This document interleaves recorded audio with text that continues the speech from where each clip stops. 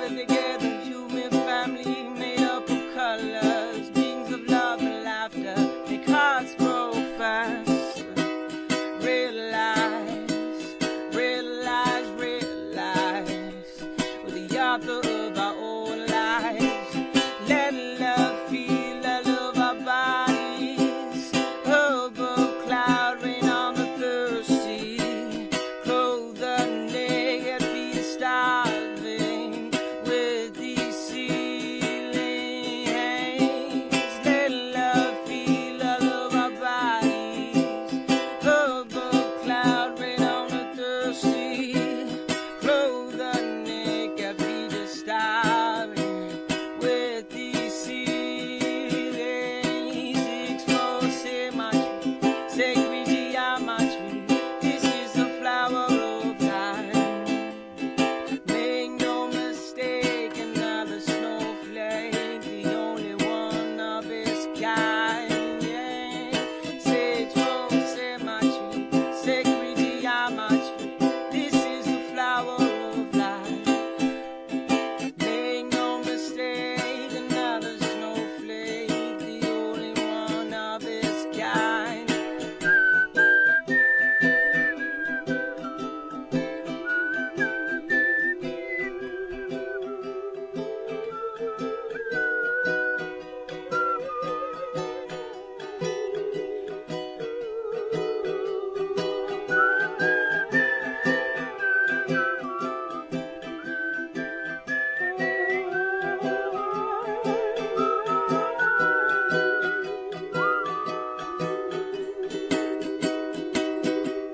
Oh, yeah. Exposed symmetry, sacred geometry. This is the flower of life.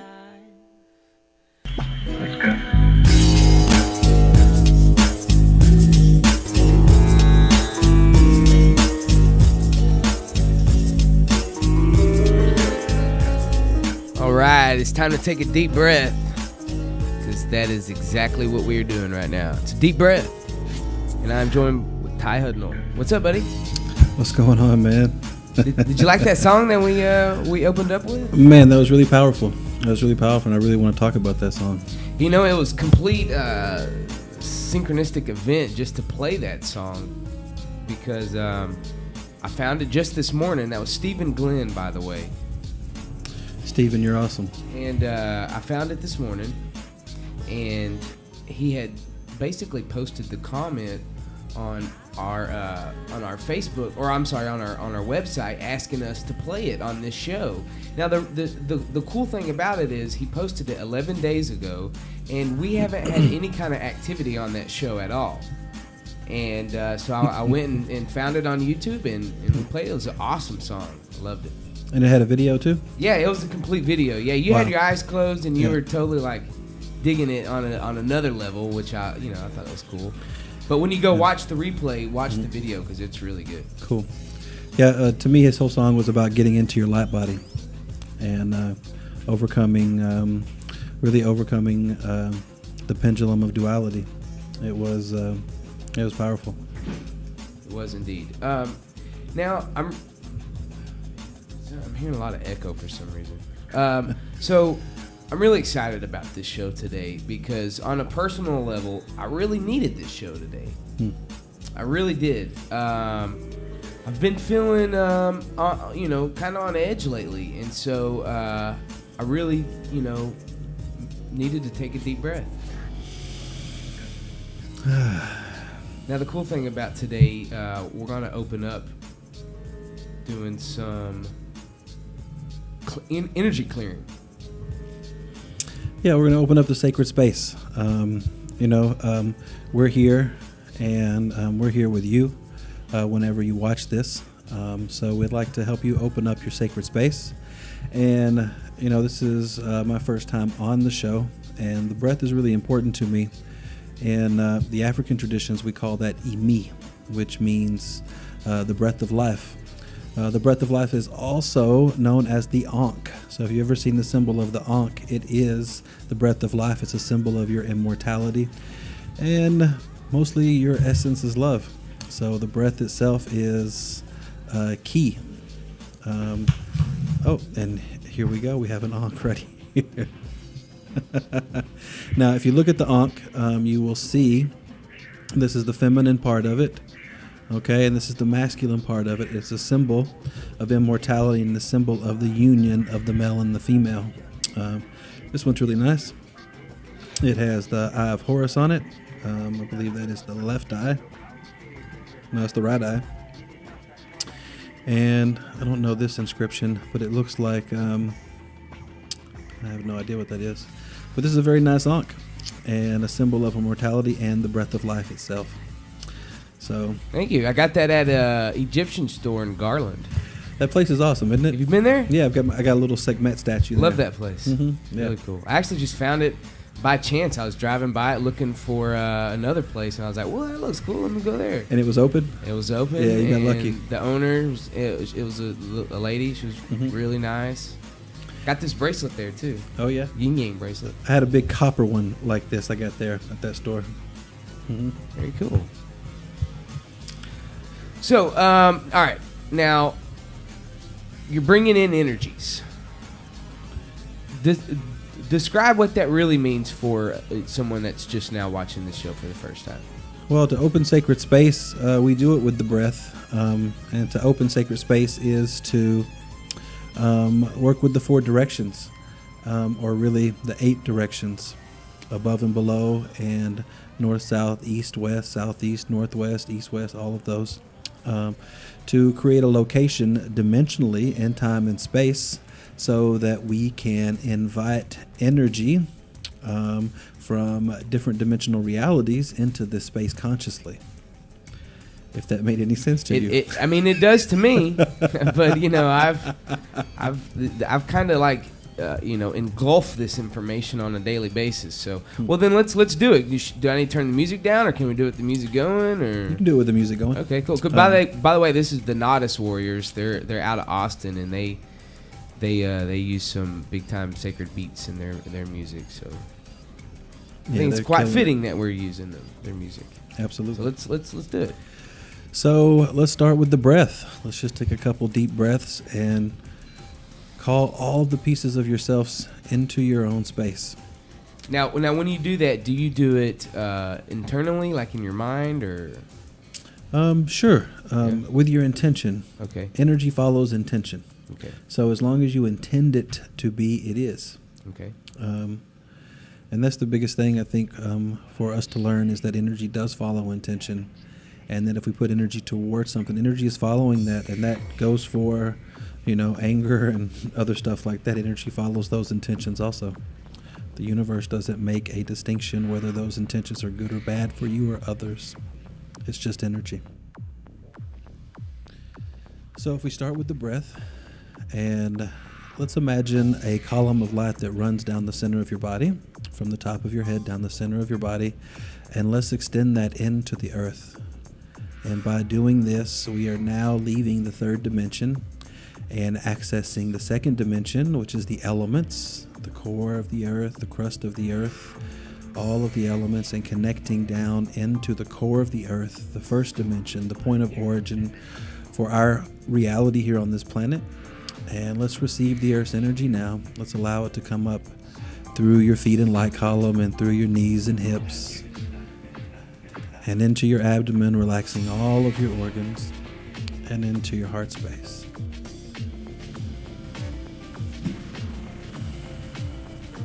And so let's extend that column of light now above your head and up into the heavens, allowing your consciousness to take it there and connecting to your source connection. And know that you do not have to know what that is. All you have to do is allow your intention to be that, to connect to what your source is, whatever that may mean to you. And once it's there, let's receive that golden light, allowing it to come into the top of your head, relaxing your mind, and through your brow, opening your perception, and through your throat, relaxing your vocal cords, and into your heart space. And now you're allowing the energies from below and above to meet into your heart. Your heart is the place of the multidimensional. And so we're going to call on the element of fire from the east to be here now. The element of earth in the west to be here now, the element of water in the south to be here now, and the element of air in the north to be here now. We're going to ask from the southeast that all of the ancestors of good character come and be with us now. In the southwest, we're going to call for the sacred dream and the dream people to be here now with us. In the northwest, we're going to call for the book of life to open and the keepers of that book to be here now. And we'll call in the northeast our highest high self now to be here, present with us in this space. And we'll call to our source now to be present in our hearts. And we'll declare that this space is open. It's beautiful. Very beautiful. Do you hear that feedback? I don't hear the feedback. I hear the music though. Yeah. I see my friend Reinventing Jude. Yeah. You know, I actually have her pulled up. Mm-hmm. You know what? That's a great segue. Let's go ahead and play her right now so I can try to figure out what's going on with my headphones.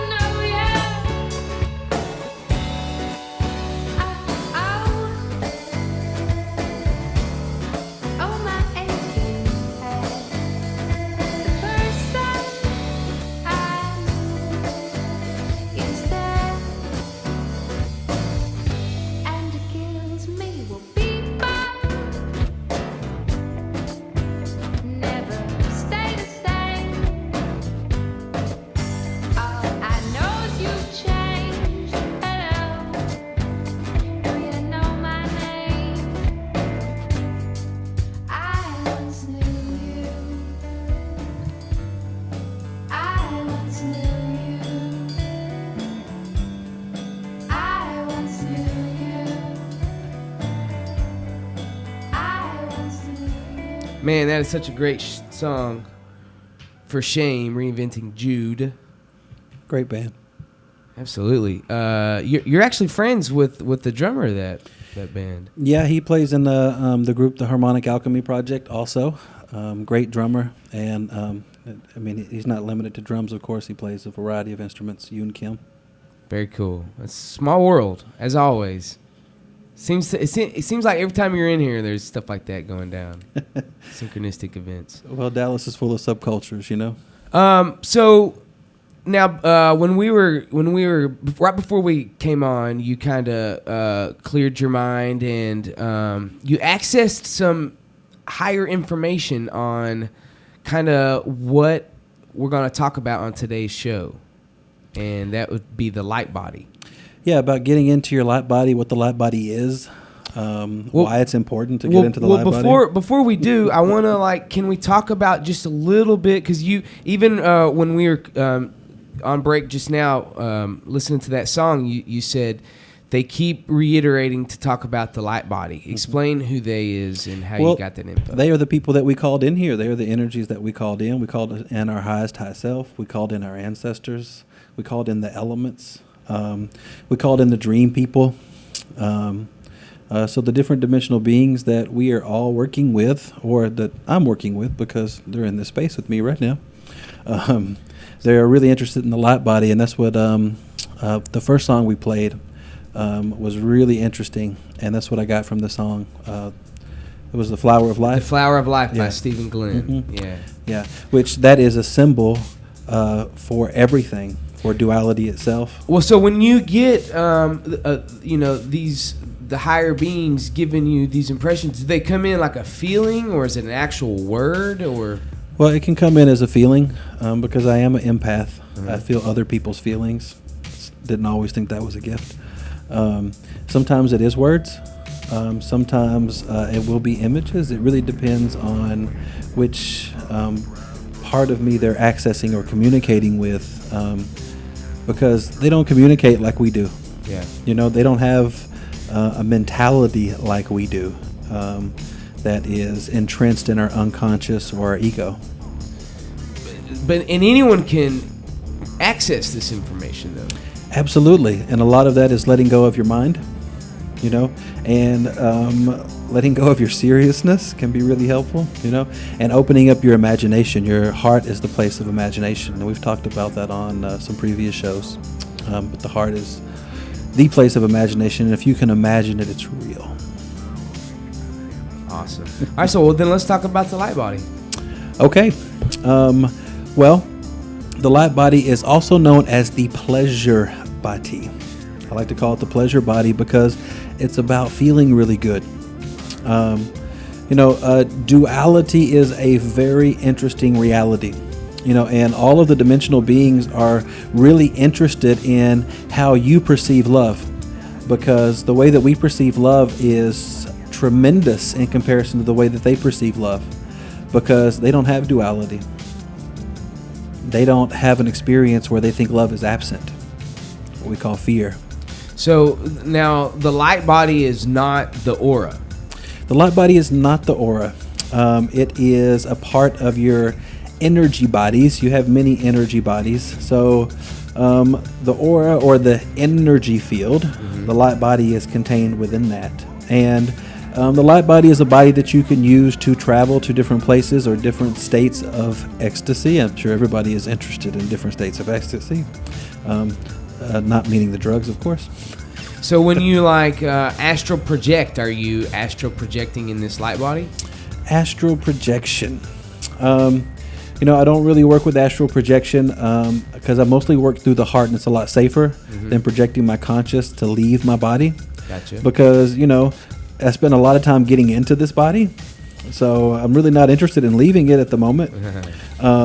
So through the heart, you can actually go anywhere you want in the universe without having to put your body in jeopardy. Well, but what do you mean? How? Well, the heart is the place of imagination, so if you can imagine it, it's real. So if you want to project your consciousness into stars, into different dimensional time and spaces, that is totally capable. You're developing your intention can be a tremendous way to do that. Well, okay, I've been actually reading a lot about astral projecting, and let me tell you the reason why. Because I have a lot of people around me that are so wrapped up in this mainstream science. If mainstream science isn't telling you this, then they don't want to hear it. And it's like, I mean, come on. But anyway, from what I've been hearing, astral projecting is, it's almost like you have your physical senses, but you're experiencing something outside of your physical body. Mm-hmm. And so is that this, do you have the similar experience when you do it with your heart? Absolutely. Okay. Absolutely. In my opinion, it's just a lot safer. Okay. Well, do you have to, I mean, is this something that you have to keep working at to do it, or do you just get to a point and like a switch is flipped and you're just able to do it? Well, I mean, it's kind of like anything that you put your energy into, you know. It takes time to develop it. It's like working out. Not that I do that or anything, but you know, you have to develop your own process and what works for you, and in relationship to your own gifts. Okay. All right. Well, I mentioned mainstream science. Let's talk about that a little bit. Okay. The biggest thing in mainstream science right now is that we live in an open system, but a lot of our physics think that everything's in a closed system. And what I mean by that is an open system means that everything relates to everything else. Mm-hmm. For example, if you have a piano, this is my biggest example lately, and you push one note down, try to tell those other strings not to resonate with the other strings. Tell them not to vibrate. Yeah. It's not going to work. It's not going to happen because they vibrate sympathetically. So everything is in relationship to everything else. You can either look at Newtonian physics, Newton, okay, or you have an Einstein view. Einstein says that everything has a field, no matter how big or small, and all the fields are touching. And that means everything in the universe. So everything is in relationship to everything else. Sorry. That was perfect, actually. Yeah, it really was. In the beginning. Well, then, now what is it going to take to get mainstream science talking about the things that we are talking about? Love. Because this isn't anything new we're talking about. This predates everything is being talked about. Well, our science today is built on the assumption that they have to prove things. And like this Boson-Higgs particle, mm-hmm. you know, now they have this whole thing that they are proving the existence of creation. Yeah. You know, in your heart, did you have to ever prove the existence of creation? Yeah. You know what I'm saying? Yeah. You didn't, you know. Science is wrapped up in trying to prove all this stuff instead of how do we develop technologies that are functional for our reality, that are working with an open system that is in relationship to everything, like our environment, like our well-being. So it's so funny, when I said how do we get science talking about what we're talking about, your one-word answer, love. Yeah, I love that answer because I have this conversation with my friend Jimmy all the time. He is one of the guys I'm talking about that's, you know, he's like, man, if what you're saying is real, then we would know about it. And I'm like, but we do know about it. You just got to go look somewhere else. But anyway, we were having this conversation like 2 days ago, and I said, you know, the one thing that science is missing out is the love. They're not equaling in the heart factor. Yeah, well, I mean, you know, they created wave dynamics or quantum mechanics because the particles, the mathematics didn't work for the particles. They get the particles to a certain point, their mathematics didn't work, so they had to create quantum physics. And a lot of quantum physics, basically on the basis, and you've all seen it, is that the observer has an effect on reality. Yeah, and you're talking about the double split experiment. Mm-hmm, yeah, which is has a vast implication. Really does. Yeah, because it means if you are observing something, then you actually have input. Yeah, you're creating the reality that's surrounding you. You're co-creating it, absolutely. Absolutely. You know, you live in a hologram. When they take reality now and zoom in on it, it pixelates like a picture. Okay, so now let's go back to that one-word answer, love. How do we get science to add love into the mix? What do we have to, like, on a one-on-one embrace these scientists? Well, helping them get into their light body can be very helpful, because to get into your light body, you have to tune out the lower frequencies, which are resistance. Okay, you have to transform resistance into acceptance. You have to transform judgment into understanding. You have to transform control into trust, and fear into love, separation into connection, and pain into pleasure. And how do you do that? Well, with science, actually. Science has an interesting thing they call a standing wave, or a gravitational wave. And basically, a gravitational wave or a standing wave is two frequencies that are completely opposite of one another, 180 degrees. That was awesome. A lot of great sounds today. And, you know, when do you ever feel resistance and acceptance at the same time? Wherever do you feel judgment and understanding at the same time? Or when do you ever feel control and trust at the same time? I mean, do you? I can't think of any situation. Well, and that's because everybody is on the pendulum of either resistance to acceptance or judgment to understanding. And basically, a pendulum deals with what? 180 degrees. Mm-hmm. How many degrees are in a circle? 360. So we're missing out on 180 degrees of reality. And so basically, your feelings are vibrations. They are vibrational. You cannot hear them with your ears because they're below your level of hearing, but you can damn sure feel them in your body. So the key to all of this is basically starting to learn how to control your emotions?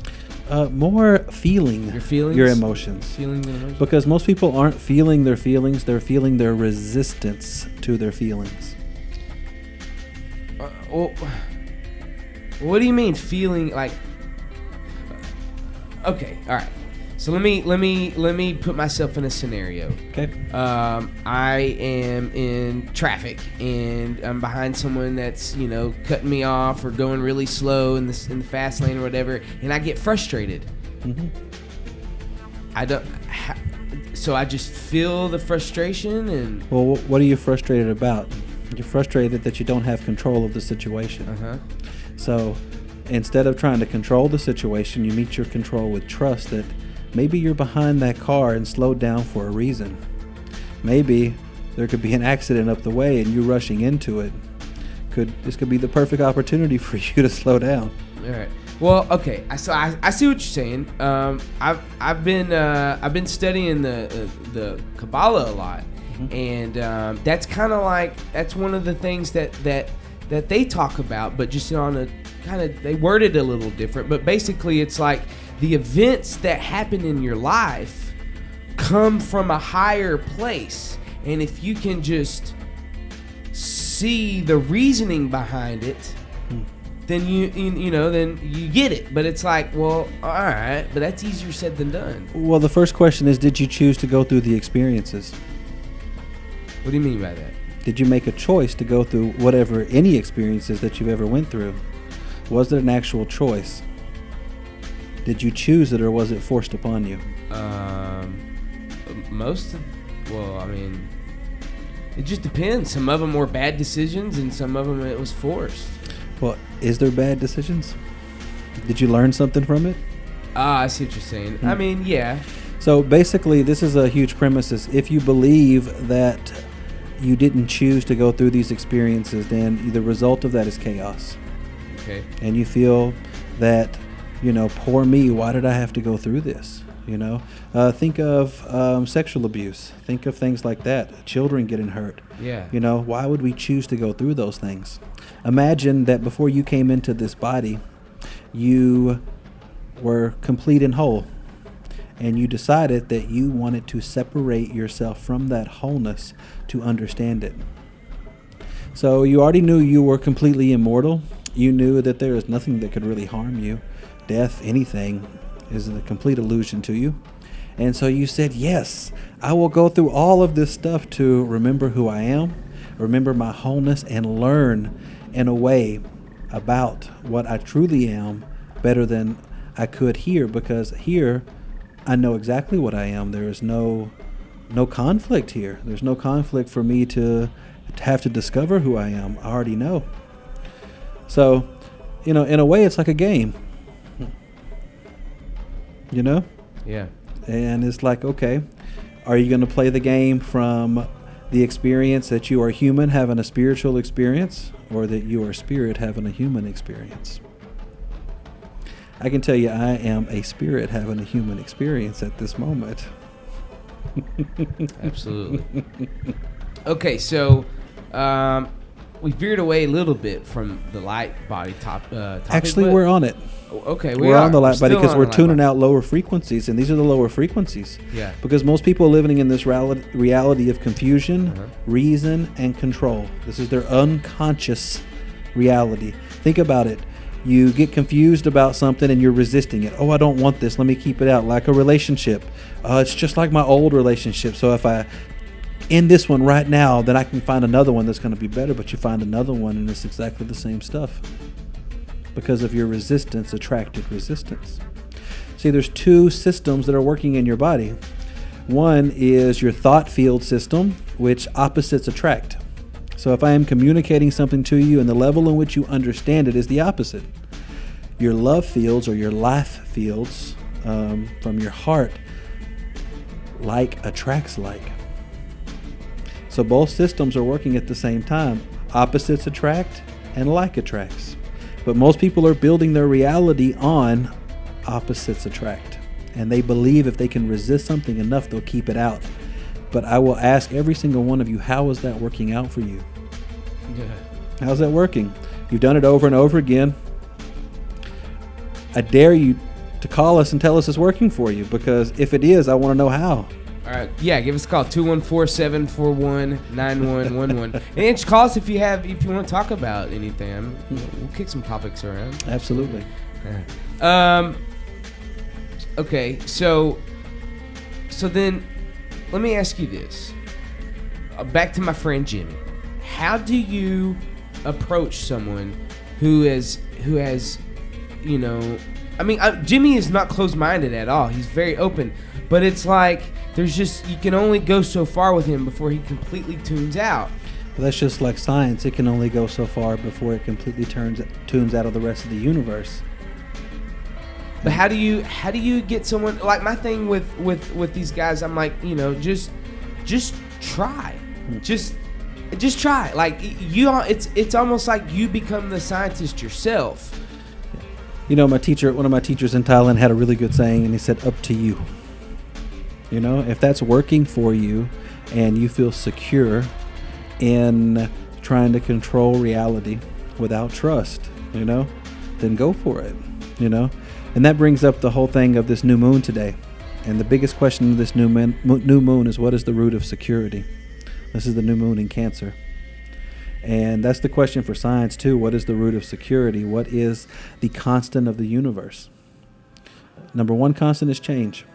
And they will tell you everything is constantly changing because energy is either increasing or decreasing. But what's the other constant? The one they're missing out on is love. But, what you're really saying is, how do I help my friends get into their heart? Yeah. And the best way you can do that is hold your own space in your heart and emanate that reality. And if they choose to come into it now or later, it's beautiful, because, the purpose lies in the opposite of everything. Your friend Jimmy's judgment, he's trying to gain understanding. That's commendable. His control, he's learning what trust is. It's beautiful. His resistance, he's learning what acceptance is. His fear is learning what love is. So to tune the lower frequencies out of your light body is to accept that those are actual illusions and help you understand the realities of acceptance, understanding, trust, and love, connection, and bliss. Now, this is a physical experience that I'm talking about. It's not some etheric reality, Yeah. Where you sit in a room, it's actually about allowing yourself to really feel good. And it feels really good when you allow yourself to really feel good.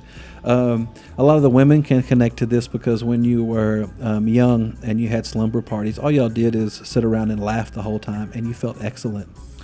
And that's before you got too serious and self-conscious, and began to be self-conscious of your bodies, of course, after puberty hit and all of that stuff. And we became serious because our parents told us that if we weren't serious, we weren't going to make it in the world, we weren't going to be able to feed or clothe ourselves, and, seriousness has a purpose to help you really understand how to let go. So, all right, man, this is so great. It really is. I'm sitting here kind of just like letting it soak in. All right. So I'm at this point in my life right now where I really feel disconnected from what I'm trying to be. And so it's interesting you have the word try in there, which is really interesting. Because you're creating a reality where you're constantly going to be trying to get to your being. But the question is your being, what is your essence? What is your being rooted in? What is the essence of your being? So that's the bigger question, is what are you? What are you made out of? Beyond all of your personality, beyond anything that you have identified in your life, what is your essence? I'm trying to just figure out what you just said to me, honestly, right now.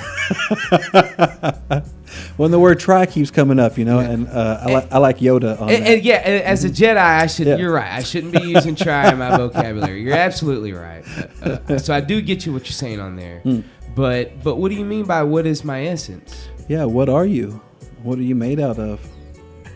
Your mind has an answer for that, and your heart has one too. Well, the immediately the answer is loving light, is what I'm made of, but it's not what I feel like I'm made of sometimes. Good. Because you're at this place in developing what your consciousness is. Another word for consciousness is wholeness. And you started out by saying you wanted to get to your being.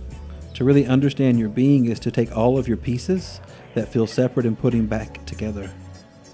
And it's the next step after really finding out what your essence is. Okay? In fact, in developing your LightBody, it's the process before stepping into bliss and dealing with pain and pleasure, because bliss itself is the feeling of what it feels like to be whole. Imagine what it feels like to be completely whole and completely connected. The question is it possible for you to be disconnected? No, I don't think you can be disconnected, just not aware of the connection. Okay, so you're saying awareness, which is 180 degrees, ladies and gentlemen. Awareness itself is 180 degrees. Awareness comes from 2 points of the circle that are completely opposite of one another. Separation and connection, that's what we're working with right now. Now, when you feel separate, you're feeling sadness. And so what you're telling me is that you've been going through a depressive type of state. Not really depressed, but more frustrated. So in fact, I've given this analogy twice to two people who work with me today, because I've, to some degree, almost snapped at them. I'm like, look, I'm sorry. I'm a cup that's over full right now, and one little drop makes a whole bunch of water spill out. So you're overwhelmed. Yeah, big time. And why is it that you're overwhelmed?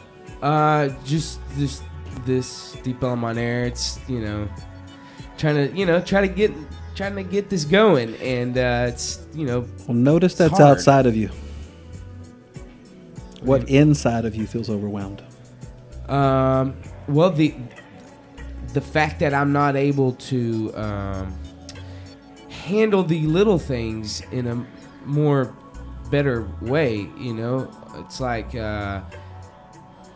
lashing out. So you think you should be somewhere else already? You should have figured all that stuff out already, yeah? Yeah.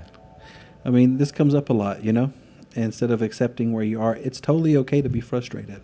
Well, see, okay, let me back up a little. There's times in my life when, and we've had this conversation, where there's times in my life when I have to meditate, like every day. I have to take a moment in my life and create this peace. And then that peace that I create physically lasts. Like these little things that I'm talking about can come across me, and I'm able to, handle it how I think it should be handled, how I want to. However, these last couple of months, I have not been able to meditate. I've even gone so far as leaving the state, going up into the mountains, going to the beach, trying to get out of the city, out of this atmosphere, and into a calm, serene place, and bring in the peace, and kind of like jumpstart my spiritual battery, so to speak. And nothing's working. I'm stuck in a rut right now. And this is interesting. This has been coming up a lot for people that I've been working with, is this whole thing of being stuck. You ever been in a river before? Yes. Were you ever stuck in that river? No. So life and the flow of energy itself is always increasing or decreasing. You are in a state of the increase of energy right now, but guess what? It feels uncomfortable.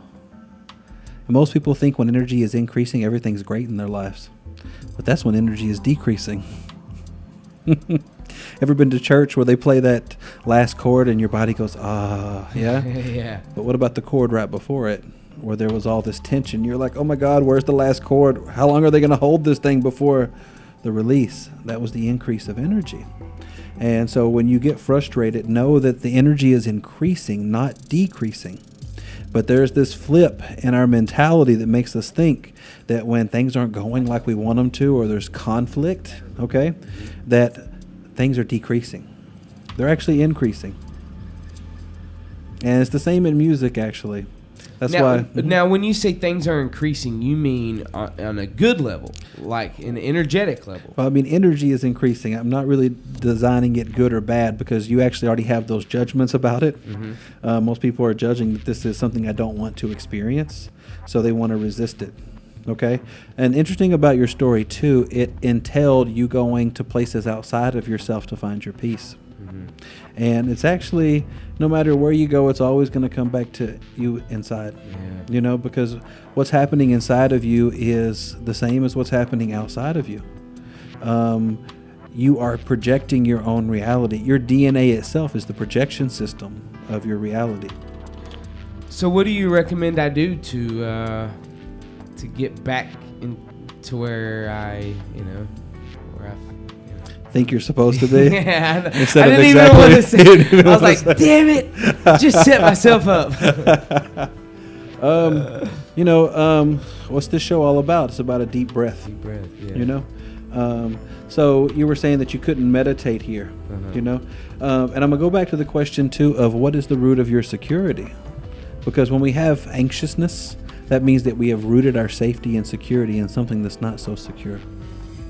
So, and you talked about the show and getting things off the ground and getting people to wake up and all that stuff, so you have possibly invested in the outcome of that reality, whether they awake or do anything.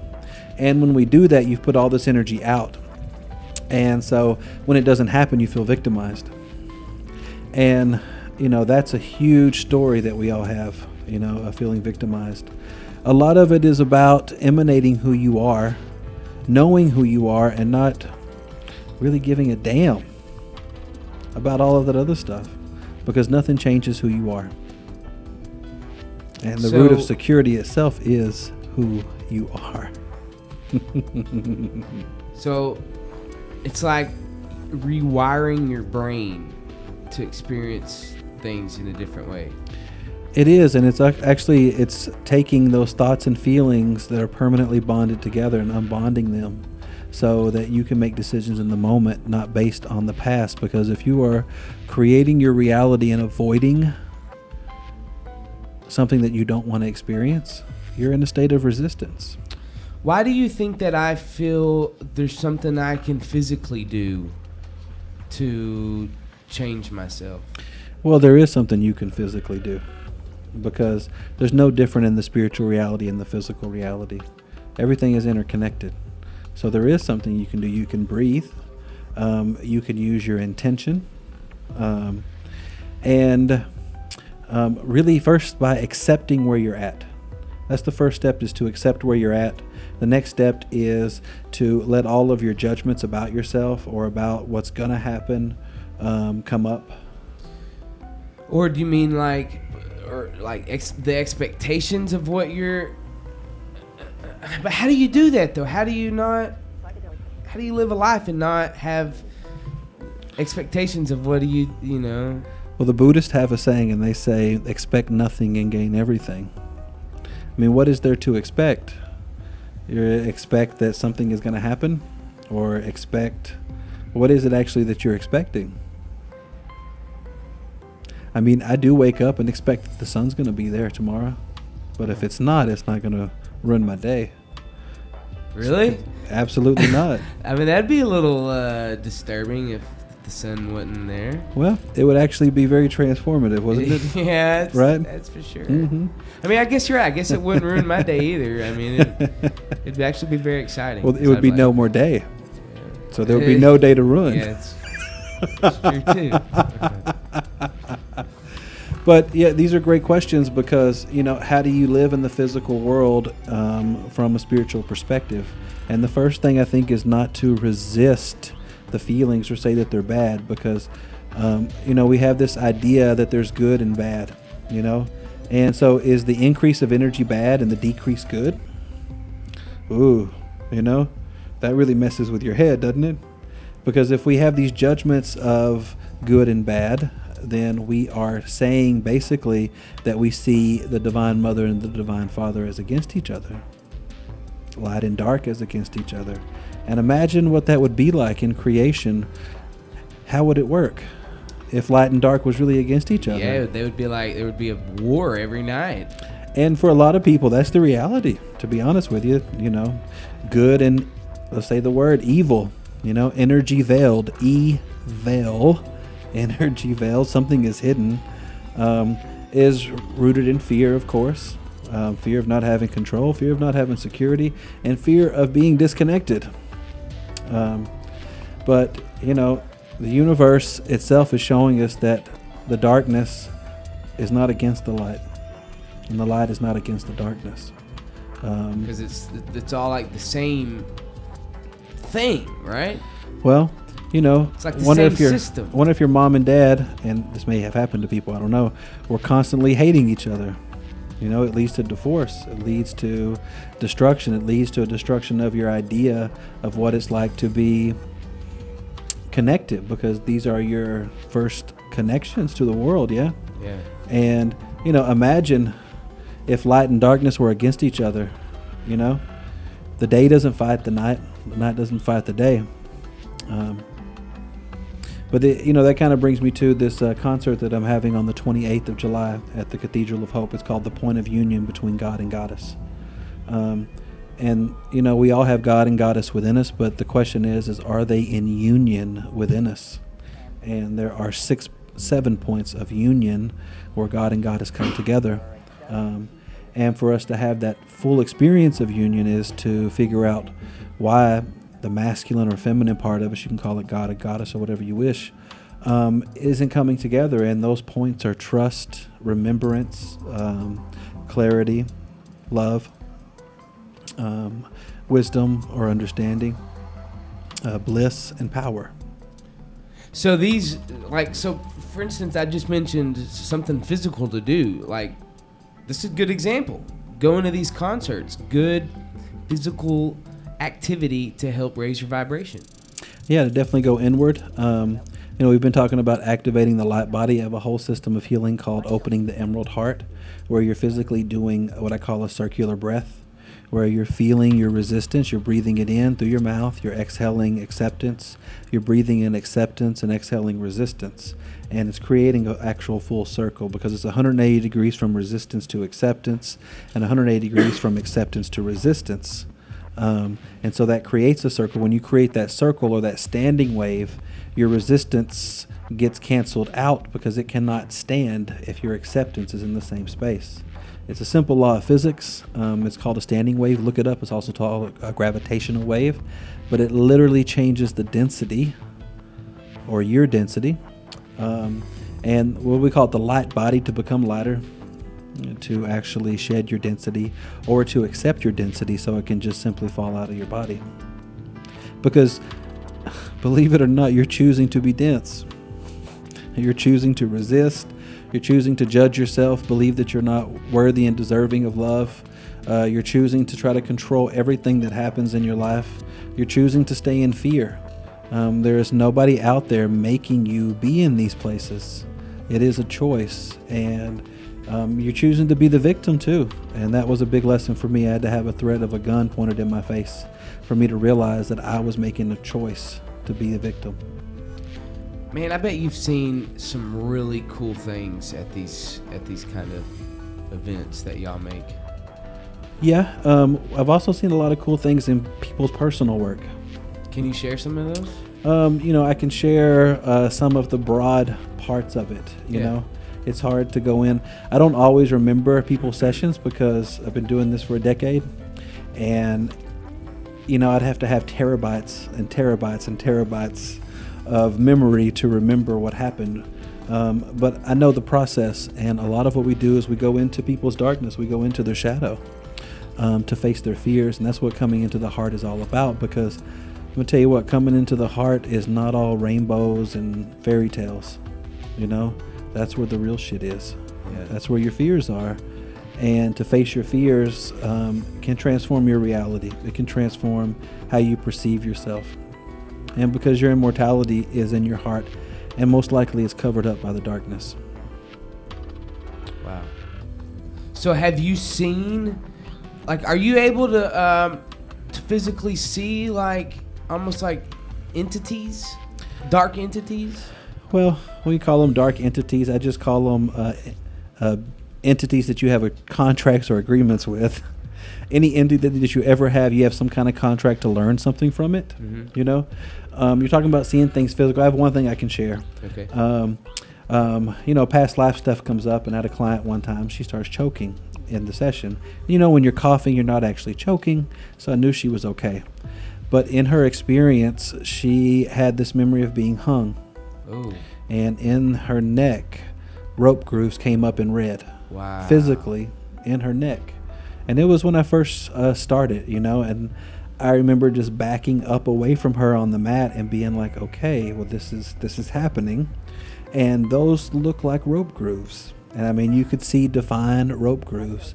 And she was seriously choking. So she actually chose to go through this experience physically. It's not something that I usually recommend. You can watch the experience. You don't have to actually go through it physically, but it was important for her to actually go through it physically, and I held space for her to do that.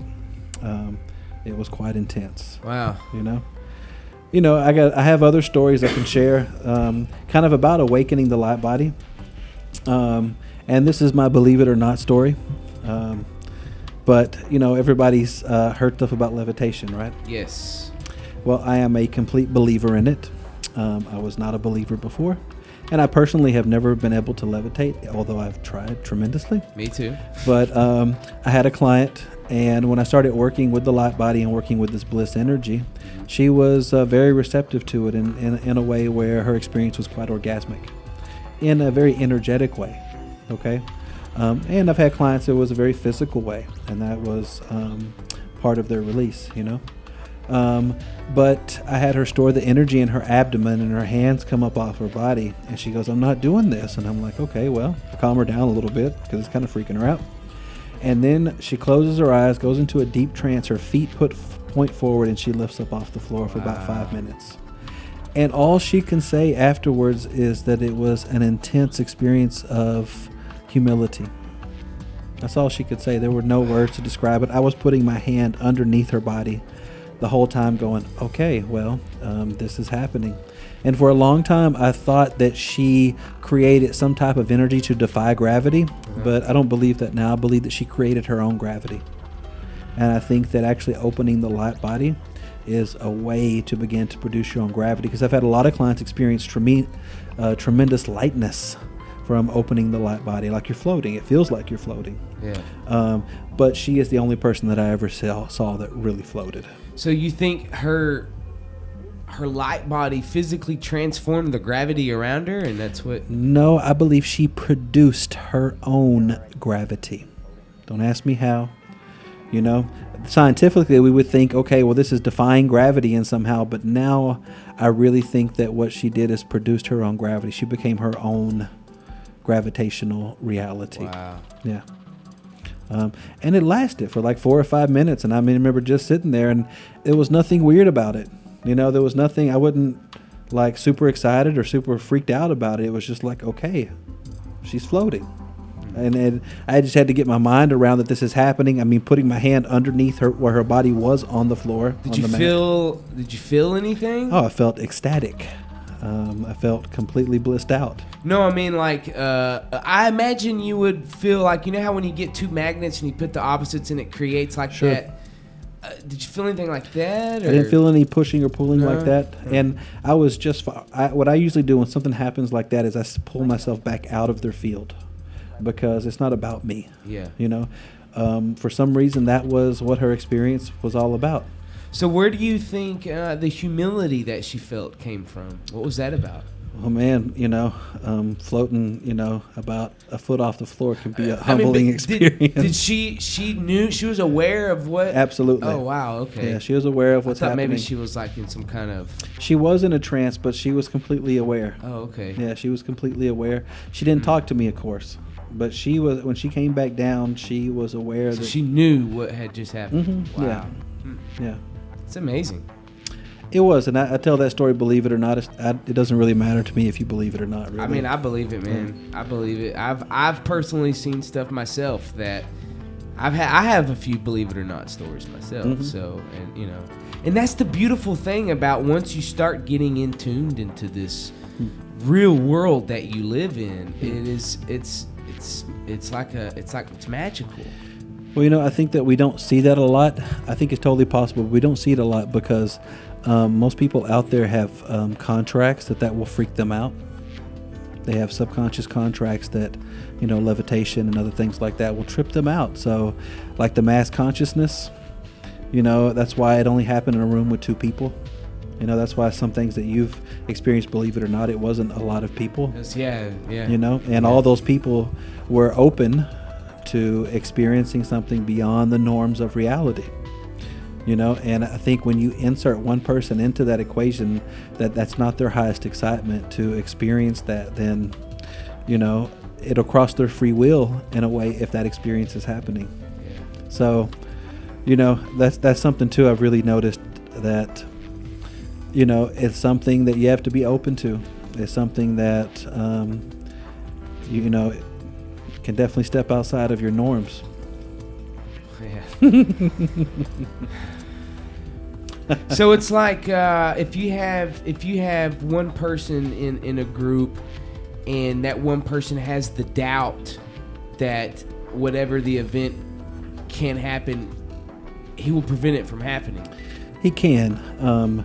You know, there is a number thing. If there's enough people and their free will is open to that, and in that moment that person decides, well, okay, I'm a little curious enough to experience what's happening with everybody else, you know, then it's not an actual crossing of their free will, because they chose to go through there and have the experience. Whether they understood it or not doesn't really matter. But when you get large groups of people together, you know, I mean, if somebody was walking on water or floating around the room or, you know, flying to work or whatever, that might freak some people out. You know what I'm saying? Do you think there will come a time when we will be able to do that stuff?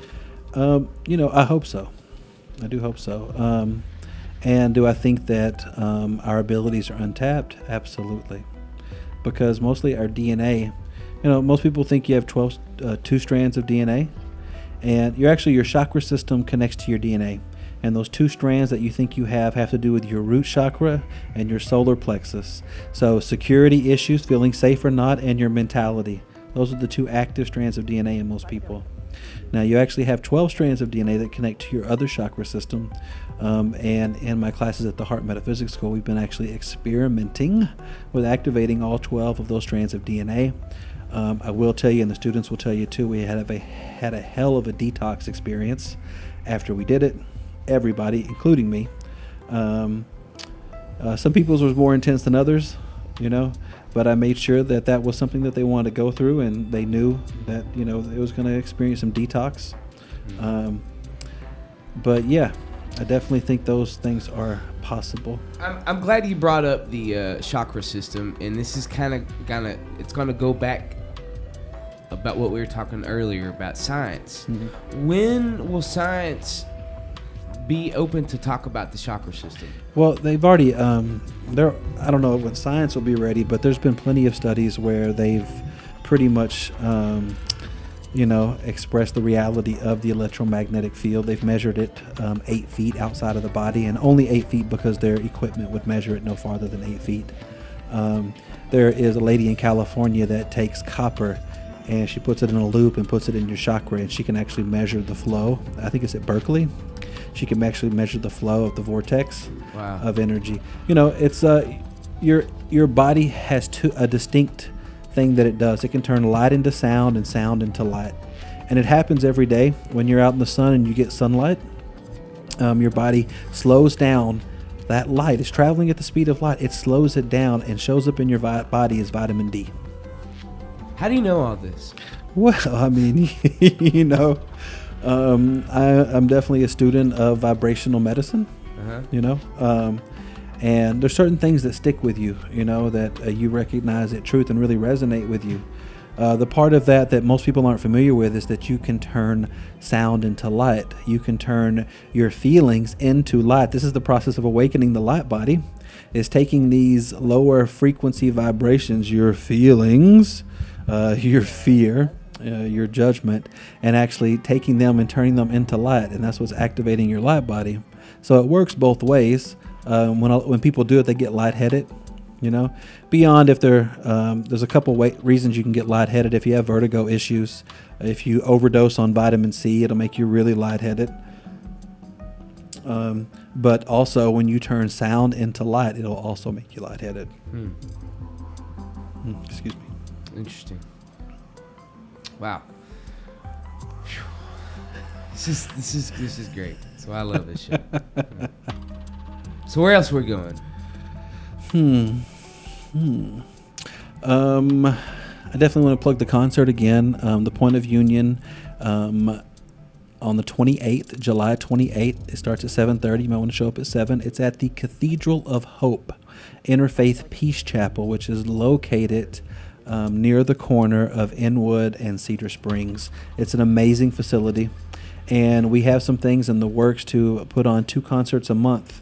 Bi-monthly coming up, and there's a program that I don't want to talk about today because we haven't had all of our meetings. Wait, so where's the Cathedral of Hope? It is near the corner of Cedar Springs and Inwood.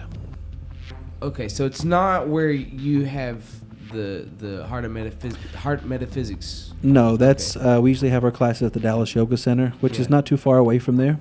Okay. But the Cathedral of Hope is a church, and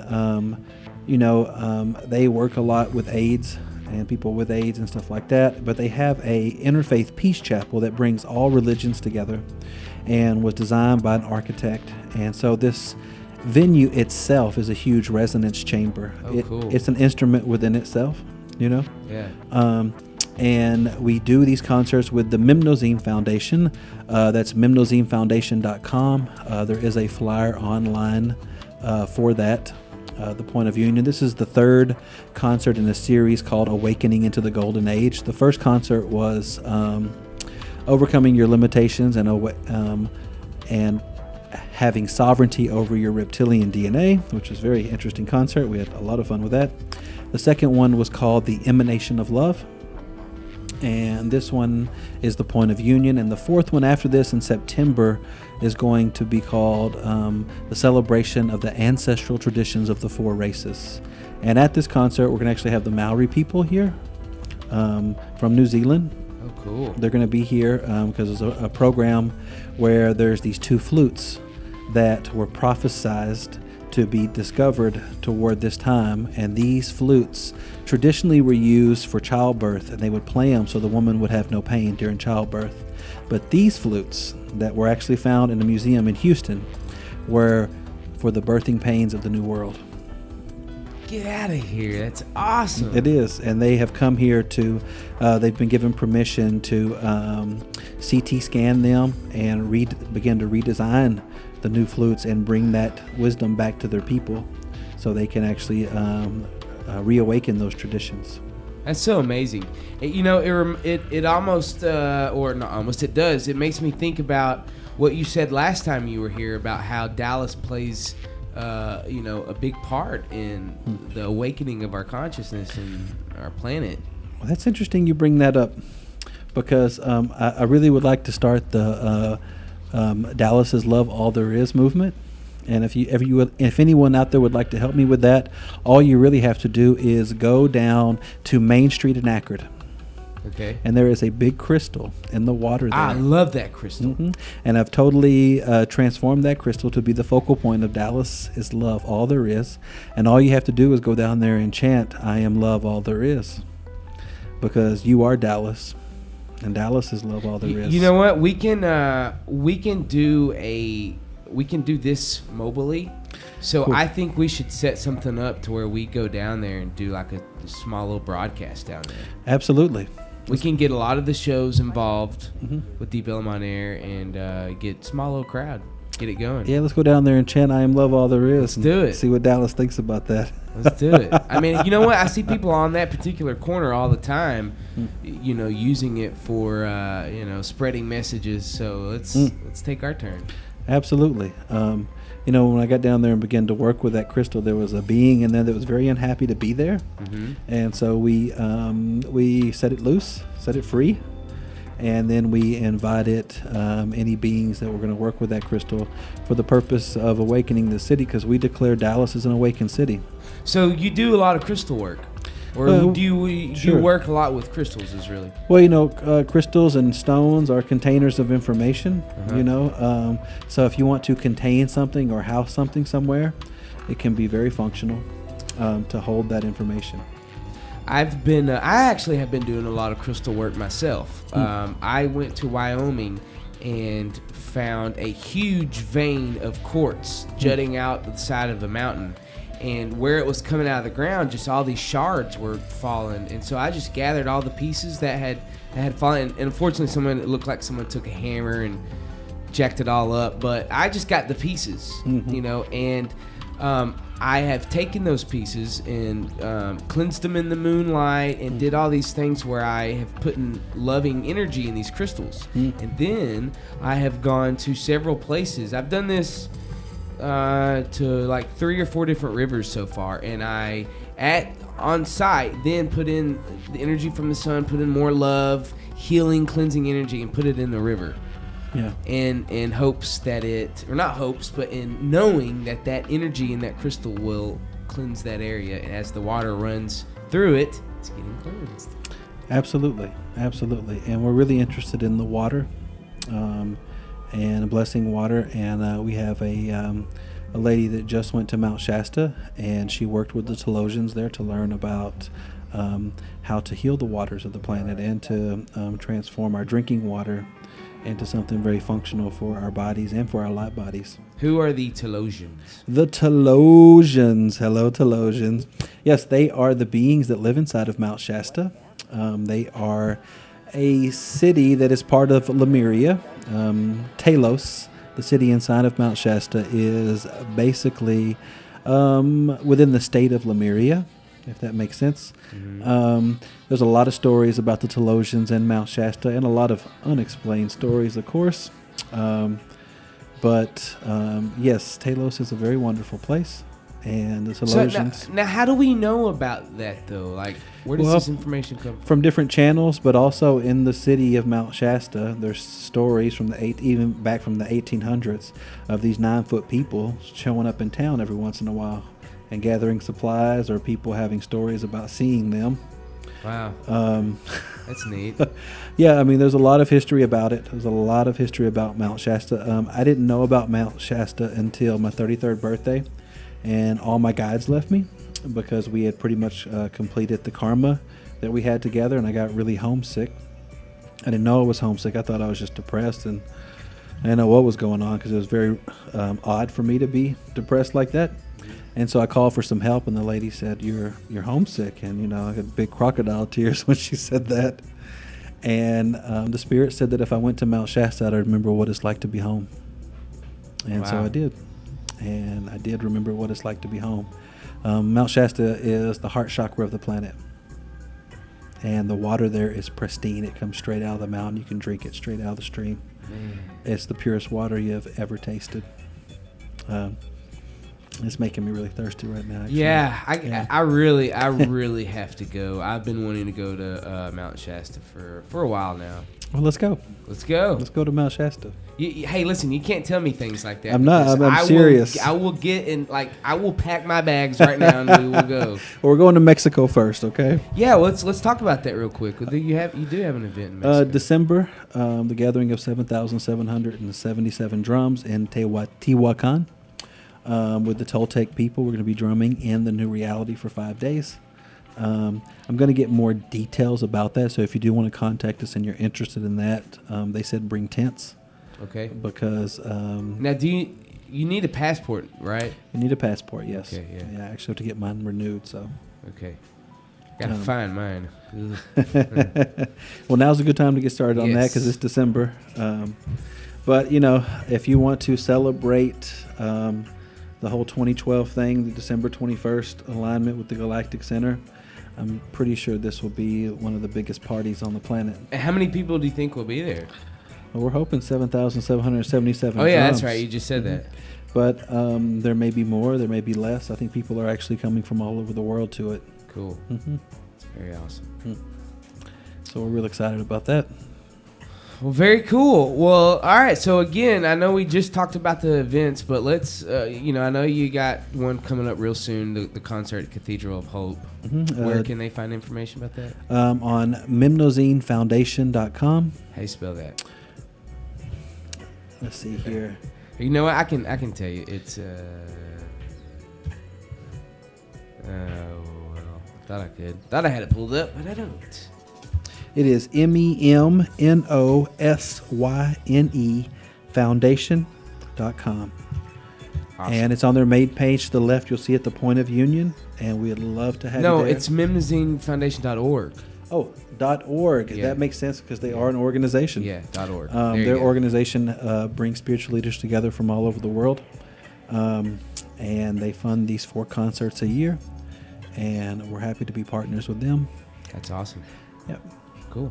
We'll get some links up to their stuff very soon. Get all this posted. Well, Ty, is there anything else that your higher self is? It's pretty much it. But you are love, all there is. That's all there is to it. Absolutely. Well, cool. Well, until the next show, thank you very much for coming in and helping Deep Breath be an excellent show. I want to close the show playing another local artist, Zachary Scott Pole Band, and the song is called "Reach for the Stars," which I thought would be a good song to close out on. Absolutely. Ty, thank you very much for coming in. Thank you. We'll see you next time. Peace.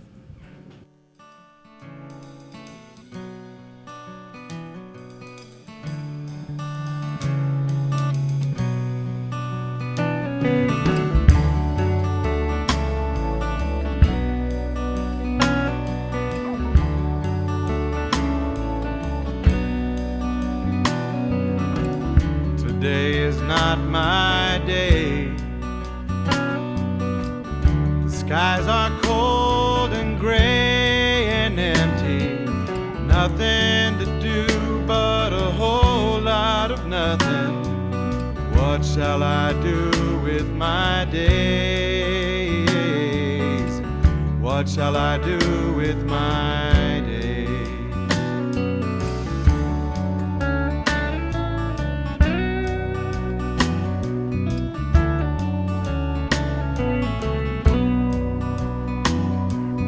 Close up all the curtains, turn off the lights, that's for certain. Oh, I'm so tired of hurting this way. What shall I do with my days? I do with my days.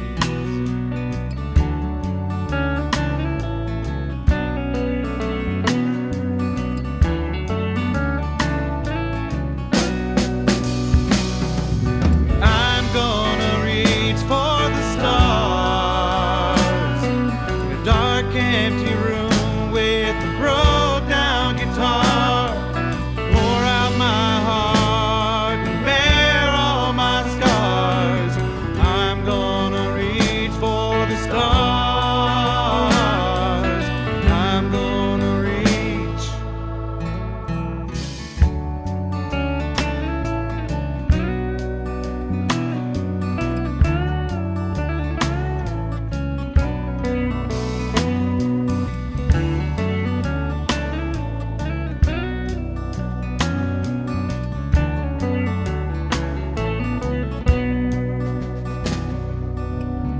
Everyone's staring at me. At least that's how it seems. But now I see the TV above me. Does no one hear what I say? Does no one care if I play?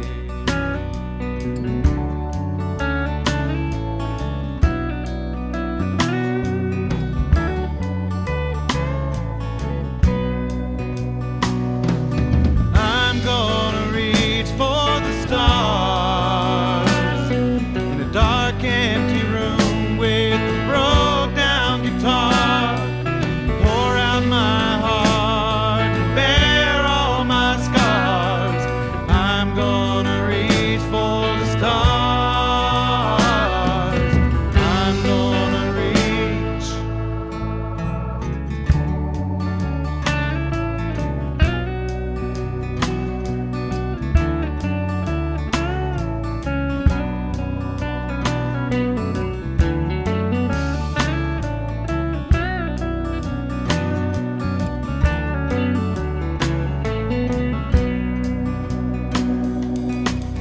Tonight after the show, I'll probably just go home, find a dark corner, strum my guitar.